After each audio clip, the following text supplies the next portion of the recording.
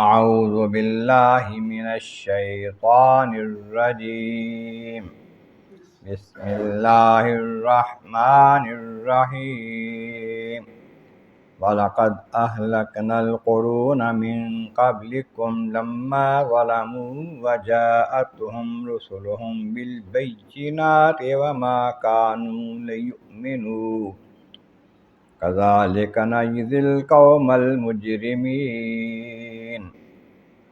ثُمَّ جَعَلْنَاكُمْ خَلَائِفَ فِي الْأَرْضِ مِنْ بَعْدِهِمْ لِنَنْظُرَ كَيْفَ تَعْمَلُونَ صدق اللہ العظیم۔ حمد و ثناء رب کریم اور درود و سلام بر سید خیر الانام کے بعد سورۃ یونس کی آیت نمبر 13 اور 14 تلاوت کی گئی ہیں۔ 11ویں پارے کے 7ویں رکوع میں ہے۔ اس سے پہلی آیتوں میں بتایا گیا کہ اللہ تبارک و تعالی جل شانہ لوگوں کے خطاؤں پر، جرموں پر فوری سزا دیتا، عذاب بھیجتا، تو پھر کب کہ وہ لوگ ختم ہو چکے ہوتے، بس ہم چھوڑ دیتے ہیں ان کو جو نہیں امید رکھتے ہماری ملاقات کی، یعنی الہ عالمین کی بارگاہ میں حاضری کو وہ نہیں مانتے کہ حاضر ہونا ہے، حساب و کتاب ہونا ہے، انہیں چھوڑ دیتے ہیں، ان کی گمراہی میں بھٹکتے پھرتے رہنے دیتے۔ اور جب اس انسان کو، نافرمان کو کوئی تکلیف پہنچتی ہے، دکھ پہنچتی ہے، پریشانی آتی ہے، تو پھر ہمیں پکارتا ہے، چلتے ہوئے بھی، کھڑے ہوئے بھی، لیٹے ہوئے بھی، بیٹھے ہوئے بھی ہمیں یاد کرتا ہے، پکارتا ہے، مصیبت دور کرنے کے لیے دعائیں کرتا ہے۔ لیکن جب ہم اس کی مشکل کو، مصیبت کو ٹال دیتے ہیں، پھر ایسے ہو جاتا ہے جیسے کبھی اس نے ہمیں پکارا ہی نہیں ہے مشکل کے لیے۔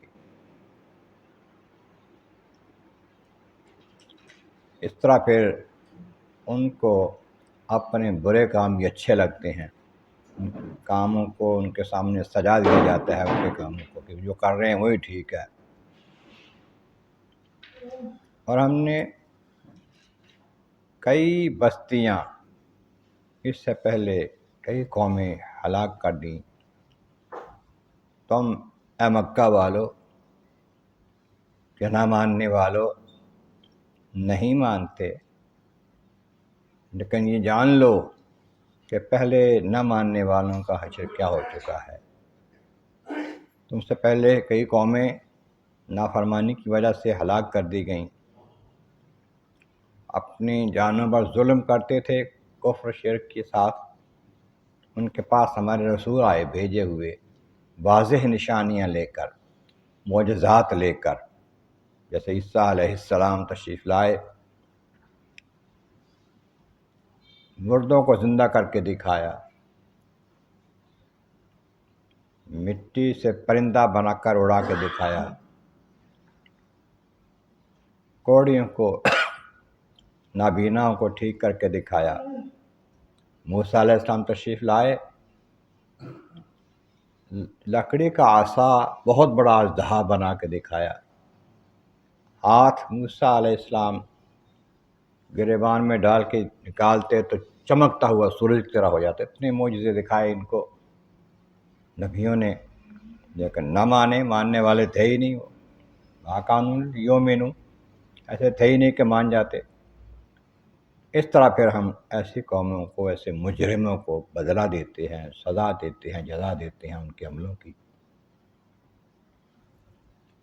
پھر اے لوگو، ہم نے تمہیں ان کا خلیفہ بنایا، ان کے بعد آنے والا بنایا، جانشین بنایا، وہ چلے گئے، تباہ کر دیے گئے، برباد کر دیے گئے، ان کا نام و نشان مٹا دیا گیا۔ جب تم آ گئے ہو تو جان لو کہ تم بھی کوئی ایسی مخلوق نہیں ہو کہ جو ہمارے قابو میں نہ ہو۔ اگر تم بھی نافرمانی ہی کرتے رہو گے، اگر تم بھی نہیں مانو گے، نبی کی مخالفت کرتے رہو گے، نبی کی غلامی کا پٹا گلے میں نہیں ڈالو گے، تو پھر دیکھتے ہیں ہم کیسے تم کرتے ہو، اگر ویسے ہی تم رہو گے تو ہم تمہیں بھی عذاب دیں گے، تمہیں بھی تباہ کر دیں گے، نیست و نابود کر دیں گے، تمہارا بھی نشان مٹا دیں گے، تمہاری جگہ پر اور قوم لے آئیں گے جیسے پہلے تمہیں لائے ہیں۔ اس واسطے ہر قوم کو چاہیے، ہر فرد کو چاہیے اپنے اعمال، اپنے کردار کا جائزہ لے۔ کیا ہم اس لیے بنائے گئے ہیں، کس لیے بنائے گئے ہیں؟ خالق کائنات فرماتا ہے کہ ہم نے جنوں انسانوں کو صرف اس لیے پیدا کیا کہ ہماری عبادت کریں، اب اس کی عبادت کریں، اس کے پیارے بندوں کے ساتھ ملیں، نبیوں ولیوں کا ساتھ دیں، ان کے راستے پہ چلیں، اللہ راضی ہوگا تو جہاں میں سرخرو ہوگی۔ اور اگر اس کی مخالفت ہی کریں گے حق کی اور حق کے بندوں کی، تو پھر اللہ تبارک و تعالیٰ تو دیکھ رہا ہے، اس کے قابو سے باہر تو نہیں ہے۔ آخرت کا عذاب تو بعد میں آنا ہے، دنیا میں بھی ان کو سخت عذاب دے کر نیست و نابود کر دیا جاتا ہے، دنیا میں عذاب کی چکی میں پیٹ سے تباہ کر دیے جاتے ہیں۔